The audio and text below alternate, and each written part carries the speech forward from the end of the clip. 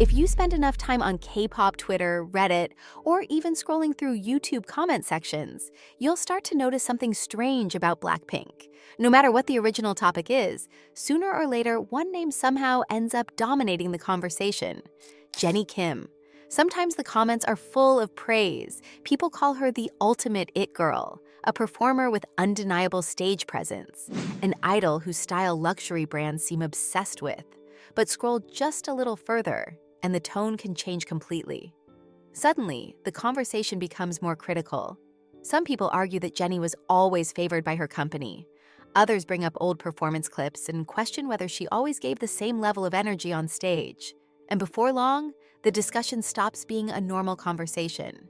It turns into a full-blown fan war, fans defending her passionately, critics dissecting every detail of her career, solo stans arguing over which member of Blackpink truly deserves the spotlight. At some point, something unusual happened. Jennie stopped being just another member of a successful K-pop group.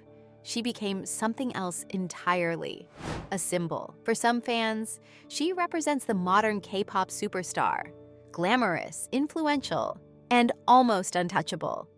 For others, she represents everything they believe is wrong with the industry: favoritism, hype, and impossible beauty standards. And that tension is exactly what makes her story so fascinating. Because Jennie didn't begin her career trying to be controversial. Long before the fashion campaigns, before the sold-out stadium tours, before millions of people online started analyzing every move she makes, Jennie Kim was simply a student living on the other side of the world, in New Zealand. And the moment that would eventually change the direction of her entire life didn't begin with a stage performance or a talent scout. It began with something far simpler, a question her mother asked her when she was still a kid. Jennie Kim was born in 1996 in South Korea, in a city called Bundang, just outside Seoul. At first, her life did not look like the typical path of a future K-pop idol. Many trainees in the industry begin preparing extremely early. Some enter training programs as children, spending years inside dance studios and vocal classes before anyone ever hears their name. Jennie's story started somewhere very different. When she was still young, her family made a decision that would quietly shape the person she would later become. She moved to New Zealand. For several years, Jennie lived there as a student, far away from the Korean entertainment industry. She attended school, improved her English, and experienced a lifestyle that was very different from the intense and highly competitive world that produces K-pop idols. People who later met her inside the industry often noticed something about her that felt slightly different from many other trainees.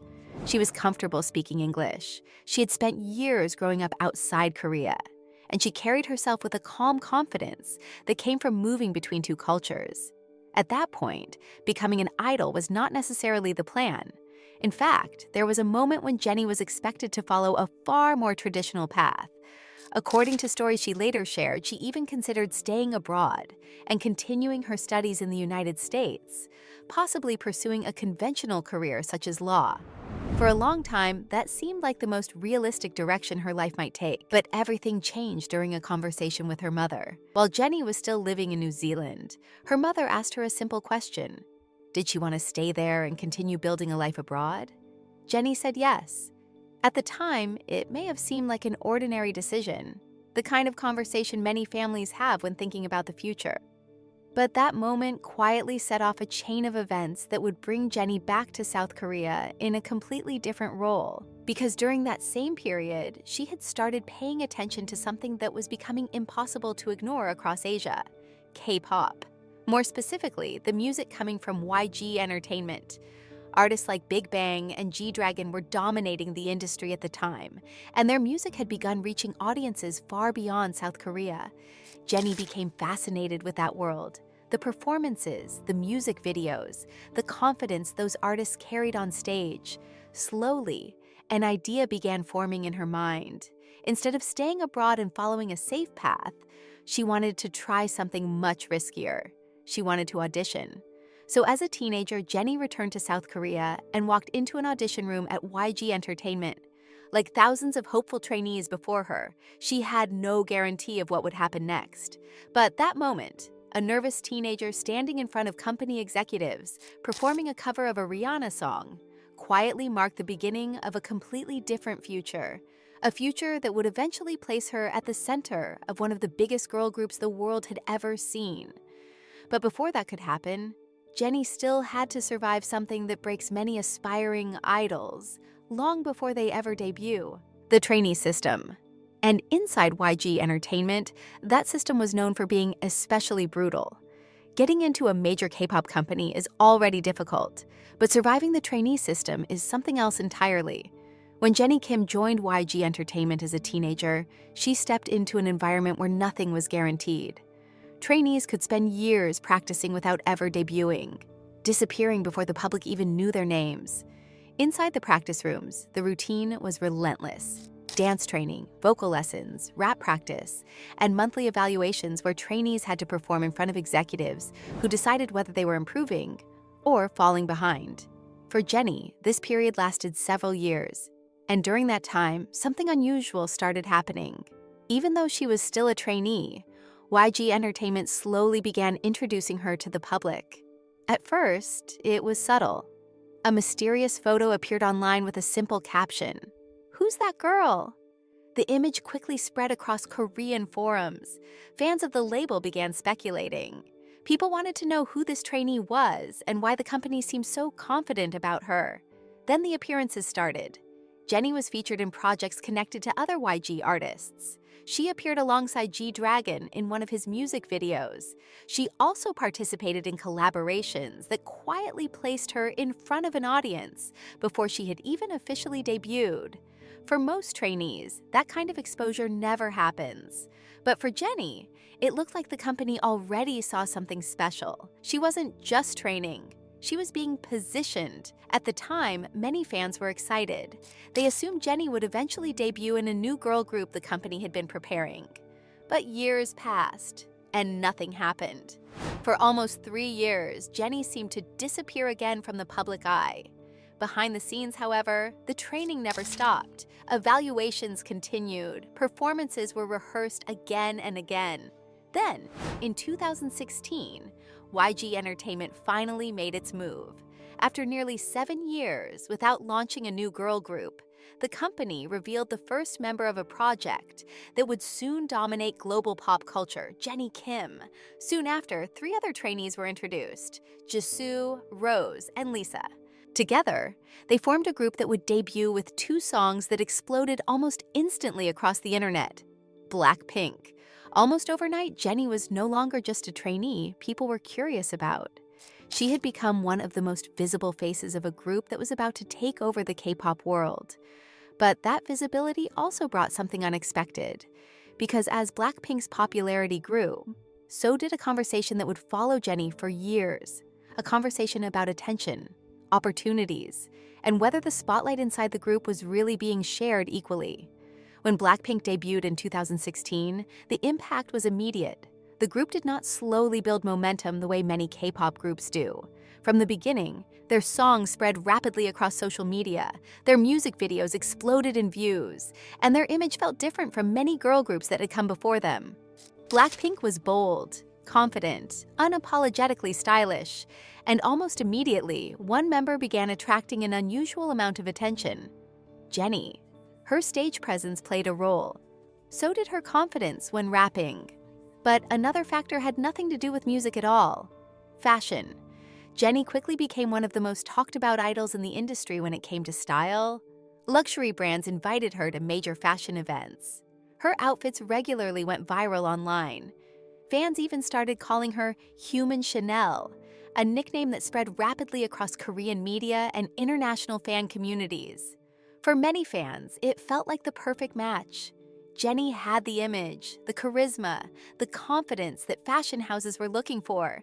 But inside the Blackpink fandom, the reaction was not always entirely positive. Some fans began noticing something they felt was unusual. Jennie seemed to be receiving a lot of attention. She had already been introduced to the public years before the group debuted. Now she was becoming the face of major fashion campaigns. And then, in 2018, something happened that intensified the conversation even more.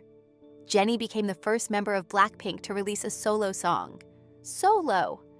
The track quickly topped charts and gathered massive views online. For many fans, it confirmed that Jennie had the star power to succeed even outside the group. But for others, the release sparked a different kind of discussion. Why was Jennie the first one? Why not another member? Some fans believed it was simply a strategic decision by the company. Jennie was extremely popular, and launching a solo project with her could generate attention for the entire group. But other fans interpreted the situation very differently. They began accusing the company of favoritism. And because Jennie was the most visible member, she became the person many of those frustrations were directed at. Online debates spread quickly across fan communities. Some people argued that Jennie had been pushed into the spotlight long before the others. Others defended her, pointing out that she had trained for years and had earned every opportunity she received.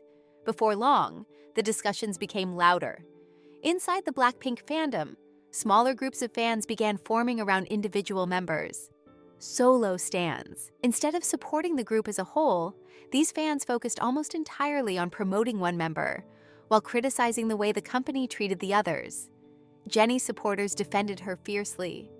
Critics analyzed every decision surrounding her career, and slowly, a strange dynamic began to form. Jennie was becoming one of the most famous members of Blackpink, but at the same time, she was also becoming one of the most criticized. And that tension would only grow stronger after another controversy began spreading across the internet, a controversy that fans still refer to today as Lazy Jennie. Around 2018, something started spreading across the internet. At first, it was just a few short clips, videos taken during concerts by Blackpink, small moments that some viewers thought looked unusual. In several performances, fans began noticing something they didn't expect from Jennie Kim. While the other members were performing with full intensity, some viewers believed Jennie appeared different. Less movement, less energy in certain parts of the choreography, less engagement during some moments on stage. Within days, compilations began appearing online. People started editing together multiple clips from different concerts and uploading them under the same title, Lazy Jennie. The phrase spread extremely quickly across social media. For critics, the video seemed like proof that Jennie wasn't always giving the same level of effort as the other members during performances. But for her supporters, the situation looked very different. They argued that the clips were misleading. Some performances had been taken out of context. Others happened during periods when Jennie was reportedly dealing with injuries and physical exhaustion after intense touring schedules. And inside the K-pop industry, those schedules can be brutal. Artists perform in different countries almost every night, often with very little time to recover physically. Still, once the phrase Lazy Jennie began circulating online, it became almost impossible to control. Every new performance was analyzed, every movement was discussed, and the internet did what it often does best. It amplified the conflict. Some fans defended Jennie more aggressively than ever before. Others continued posting comparisons between her and the other members. At some point, the conversation stopped being about a few performances. It became part of her reputation. And once that kind of narrative spreads online, it can follow an artist for years. But the stage controversy wasn't the only moment that kept Jennie at the center of internet debates. Over time, other headlines began appearing. Her relationship with Kai became public, sparking strong reactions from fans who were not used to seeing K-pop idols openly dating. Later, rumors connected her to another major figure in the industry, G-Dragon, creating even more speculation online. Then there were smaller moments that quickly turned into viral discussions. A video showing her vaping indoors during a makeup session led to criticism in countries where smoking or vaping inside certain spaces is restricted. Her acting debut in the HBO series The Idol triggered another wave of debate, with some viewers praising her performance, while others questioned the project itself. More recently, a short clip from a concert went viral, showing Jennie asking a staff member to help adjust her shoe during a performance. For some viewers, the interaction looked completely normal. For others, it became another example used to question her attitude. By this point, something unusual had happened.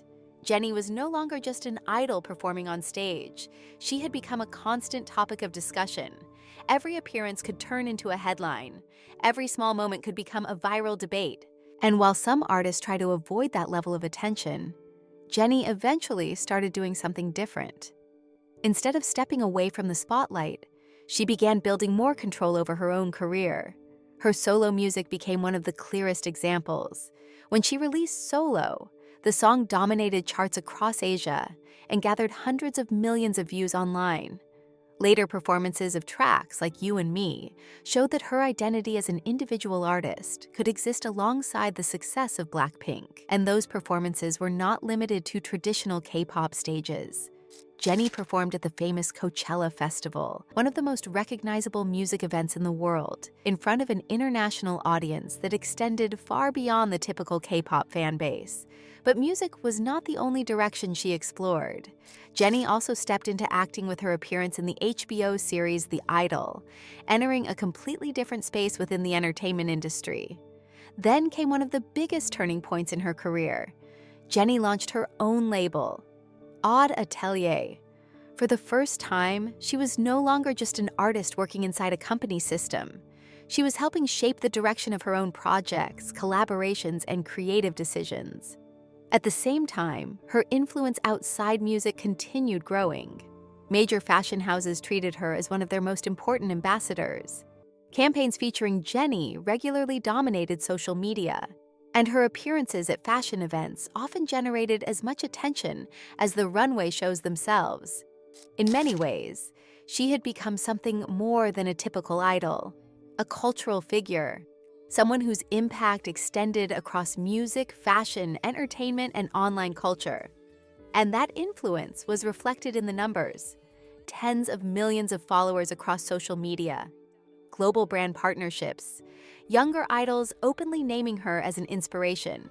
By that point, the story of Jennie Kim had moved far beyond the early debates that once surrounded her, because whether people admire her, criticize her, or simply watch everything she does out of curiosity, one thing is difficult to deny: Jennie remains one of the most talked about figures in modern K-pop. And in an industry where attention moves quickly from one star to the next, staying at the center of the conversation might be the most powerful position of all.